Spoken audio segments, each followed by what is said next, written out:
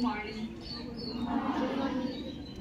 बघा, आज शाळा सुट्टी मूल्यांकनानिमित्ताने आपल्या या मूल्यांकनाचे चेअरमन सन्माननीय श्री जाधव सर, त्याचबरोबर माझे सहकारी सूर्यवंशी सर आणि पाटील सर आणि शाळेच्या मुख्याध्यापिका देशमुख मॅडम, इथला सर्व शिक्षक स्टाफ आणि विद्यार्थी मित्रांनो, आज आम्ही सकाळी या ठिकाणी आलो आणि प्रसन्न वातावरण वाटलं. तुमचा परिपाठ पाहिला, खूप छान. कर्मवीरांच्या या पदस्पर्शाने पावन झालेल्या भूमीमध्ये ही शाळा आहे आणि या शाळेमध्ये हा येण्याचा योग मला आज या ठिकाणी आलेला आहे.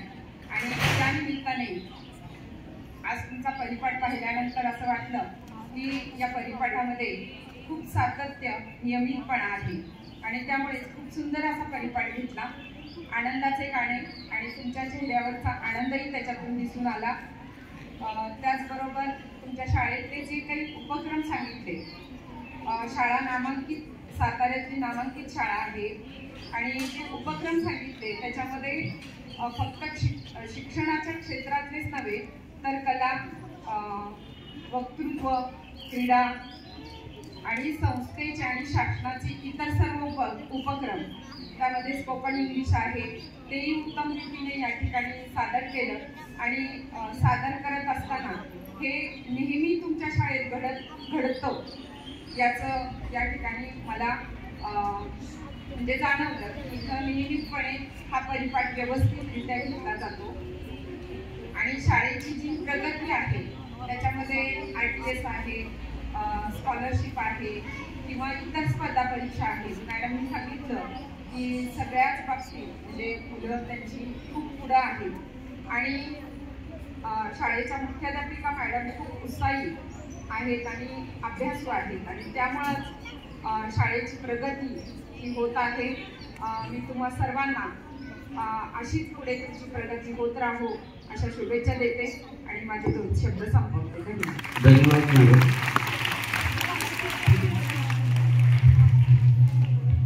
मी साहेबांना विनंती करतो त्यांनी आपलं मार्गदर्शनपर मनोगत व्यक्त करावं.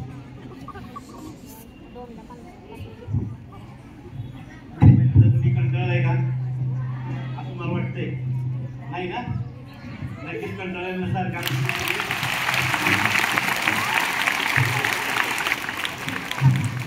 तुम्ही हसताय नाही का? चेहऱ्यावर तुमचा गोड हसू आहे म्हणजे तुम्ही नक्कीच कंटाळला नाही का? आज आपल्या विद्यार्थी काय आहे? शाळा सिद्धीचं पथक पर्यवेक्षण आहे, मूल्यमापन आहे. या मूल्यमापनासाठी माझ्या पथकातील 3 सदस्य, त्याचप्रमाणे आपल्या विद्यालयाच्या मुख्याध्यापिका खरोखर ते अभ्यासू आहेत आणि पुढची 4-4, 5-5 वर्ष पुढे काय करावं लागणार आहे याचा अभ्यास करून आपल्या शाळेत विविध उपक्रम राबवणारे आपल्या मुख्याध्यापिका भोसले मॅडम, त्यांचे सर्व सहकारी आणि आपण सर्व बालवाडीपासून इयत्ता 7वी पर्यंतचे सर्व खरोखर गोड आणि अतिशय चांगल्या प्रकारे या विद्यालयात प्रवेश घेऊन चांगलं शिकत असलेले आपण सर्व विद्यार्थी आणि विद्यार्थी, खरोखर आम्ही सकाळी आल्याचं पाहिलं, तुमचा परिपाठ पाहिला, किती सुंदर परिपाठ तुम्ही म्हणताय. खरोखर तुमचं कौतुक करावं तेवढं थोडं आहे. अतिशय छानपैकी परिपाठ तुम्ही म्हटलात त्याबद्दल प्रथम तुमचं खास मी कौतुक करतो. अतिशय छान तुम्ही परिपाठ म्हटलात आणि त्याचं जे तुमचं गीत जे म्हटलात की आपण नाही, ते तर खूप छान वाटलं की ते गाणं गीत ऐकल्यानंतर एक वेगळंच मनाला प्रसन्न असं वाटलं की छानपैकी आजचा दिवस अतिशय आनंदात जाणार आहे. आणि आपण जे काय काय आपल्या विद्यालयात शाळेत केलेलं आहे ते आम्हाला अतिशय चांगल्या प्रकारे पाहायला मिळणार आहे. आता सरांनी मला वाटतं बराचसा आढावा घेतला की आपल्या विद्यालयात काय काय उपक्रम चालू असतात आणि आपल्या विद्यालयातले विद्यार्थी कुठं कुठे गेलेले आहेत. मॅडमने आलेला सांगितलं, मी विचारलं की आपल्या विद्यालयातले विद्यार्थी कुठं कुठे कसे कसे चमकलेले आहेत. खरोखर इतके गुणवान विद्यार्थी आपल्या विद्यालयात हे ऐकल्यानंतर खूप मला आनंद वाटला. कारण तुम्ही छोटे छोटे विद्यार्थी पण नुसते वयाने छोटे आहात पण कर्तृत्वानं फार मोठे आहात.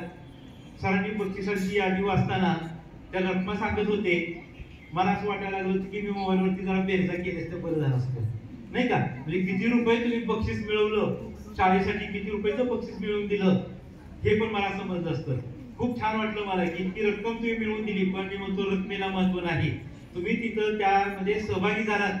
सहभाग सगळ्यात मोठं अतिशय महत्वाचं आणि अतिशय चांगली गोष्ट. नंबर येणं न येणं तो पुढचा भाग, परंतु सहभाग हा अतिशय महत्वाचा असतो. कोणत्याही गोष्टीत आपण सहभाग आपला नोंदवणं अतिशय गरजेचं असतं आणि सहभाग नोंदवला की मग आपली आवड तिथं निर्माण होत असते. एखाद्याला आवडीचं नसेल तर आपोआप आवड निर्माण होते. म्हणून कोणत्याही गोष्टीत लक्षात ठेवायचा आपला सहभाग पाहिजे. जसं की आता तुम्ही परिपाठ म्हणत होता, परंतु तुम्ही पाहिलं की काही विद्यार्थी गपचूप बसले होते. का मग गप्प बसले होते कुणास ठाऊक, का ते म्हणत नव्हते कुणास ठाऊक. मग त्यांना राष्ट्रगीत येत नव्हतं का, गीत येत नव्हतं का, त्यांना कंटाळा आलता का म्हणत नव्हते मला कळलंच नाही. का म्हणाला नाही तुम्ही कोणी सांगेल का, सांगेल का न म्हणणार आहे. अरे परिपाठ आपल्या दिवसाची सुरुवात परिपाठ नव्हती नाही का, आणि आपल्याला तुम्ही शिकायला तुम्ही तयार होत असता.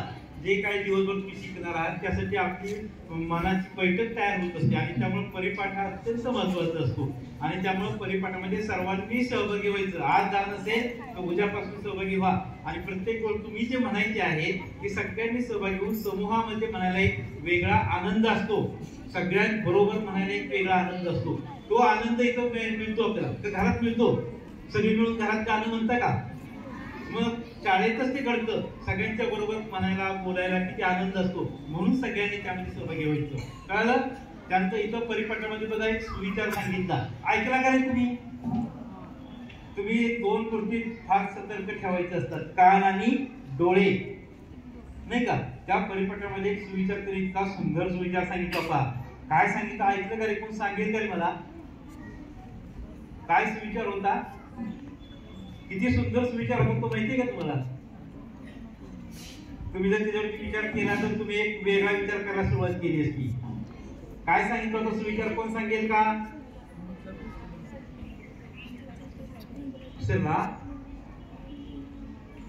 विसरला तुम्ही. कुणी सांगितलं सुविचार, तिथं आहे का रे, सांगितलं होतं कुणी, सांग रे बाळा. बघा बस बस, संकटांना काय करायचं असतं, धैर्याने तोंड द्यायचं असतं. मग ते संकट म्हणजे काय, धैर्य म्हणजे काय, हे पुढच्या गोष्टी आल्या नाही का. संकट कसली असतात, काय असतात, मग धैर्याने सामोरं कसं जायचं. पण त्याने ते सांगितलं, तुम्हाला घरातून बाहेर निघायला संकट चालू होतात. रिक्षावाला उशिरा येतो, शाळेत यायला 5 मिनिटं वेळ होतो, तुम्हाला काम पडतो, आता मॅडम आम्हाला रागवणार, हे तुमचं संकट असतं ना. पण त्यालाही आपण धैर्याने तोंड दिलं तर त्या संकटाची काही टेन्शन घ्यायची, काळजी करायची काही कारण नसते. कुठलंही कसलंही संकट असू द्या, त्या संकटाला धैर्याने तोंड दिले की संकट आपोआप निघून जातात. हे तुम्ही शिकायचंय. अतिशय छान तुम्ही सुविचार सांगितलं बघा. मी खास त्याचं अभिनंदन करतो. आपण जोरदार त्याच्यासाठी टाळ्या वाजवूया. म्हणजे एक लक्षात ठेवा, तुम्ही काय करायचंय, 8वी 12वी पासून 7वी पर्यंतचे विद्यार्थी असतील, तुम्ही कान आणि डोळे सतर्क ठेवायचे, नीट ऐकायचंय आणि डोळ्यांनी नीट पाहायचं आणि वाचायचं, निरीक्षण करायचं. आतासाठी वाचाल तर वाचाल, काय ते सांगत होतो का, बरंच छानपैकी त्यांनी सांगितलं. म्हणजे एक तर वाचन आपण केलं पाहिजे. फार मोठे ग्रंथ वाचा, पुस्तक वाचा नाही, छोटी छोटी पुस्तक असतात, वर्तमानपत्रामध्ये चांगल्या चांगल्या बातम्या असतात. आता 2-3 बातम्या बघा किती सुंदर बातम्या त्यांनी वाचल्या. असं वाचनाची आवड सुद्धा आपल्याला असली पाहिजे. पाहूयात आपण अशा चांगल्या चांगल्या सवयी तुम्ही लावून घ्या आणि खरोखर विविध क्षेत्रामध्ये. आता इथं क्रीडा स्पर्धेमध्ये कोण आहे का खेळाडू, जरा उभा राहतो का रे, कोण होतं क्रीडा स्पर्धेत, हा बघा. ही विद्यार्थिनी आपल्या क्रीडा स्पर्धेमध्ये आपल्या विद्यालयातून राज्यस्तरावर गेलेली आहे. आणि असे आणखी गुणवान विद्यार्थी कोण कोण आहेत, जरा उभे राहतात का. असे कुठल्या कुठल्या उपक्रमात आहेत, खेळ असतील, गीत गायन असेल, कुठलं काही असू दे की त्यात चांगलं चांगलं प्रावीण्य मिळवलेलं आहे. कुठलाही उपक्रम, कोणताही उपक्रम म्हणतो मी, कोणताही उपक्रम की ज्यामध्ये तुम्ही प्रावीण्य मिळवलंय, तुम्हाला बक्षिसं मिळाली, कोणताही कुठलाही म्हणजे खेळच नाही फक्त, गायन असेल, प्रदर्शन असेल, कुठेही सहभाग घेतलाय, कोणताही कुठेही सहभाग. छान बघा. एवढे विद्यार्थी आपल्या विद्यालयातील अजूनही हळूहळू लक्षात आले तर उभे राहत आहे. म्हणजे बसलेल्या विद्यार्थी, हा इकडे लक्ष द्या, बसलेल्या विद्यार्थ्यांमध्ये सुद्धा असे बरेचसे विद्यार्थी की ते जरी बसले असते तरी त्यांच्यामध्ये विविध गुण असलेले विद्यार्थी आहेत. पण हे एवढे विद्यार्थी, हा आता इकडे लक्ष द्या, बस आता इकडे लक्ष द्या. हा आता एवढे विद्यार्थी किती उभे राहिलेत बघा. म्हणजे शाळेची जर टक्केवारी काढली तर एवढे विद्यार्थी आपल्या विद्यार्थी याच्यापेक्षाही जास्त विद्यार्थी सुद्धा इथे खाली बसले सुद्धा हे गुणवान विद्यार्थी आहेत.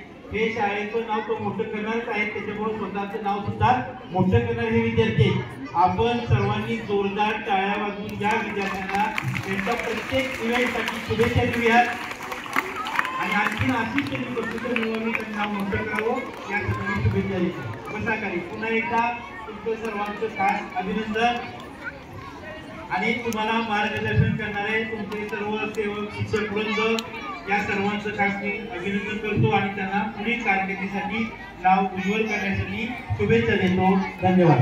धन्यवाद साहेब.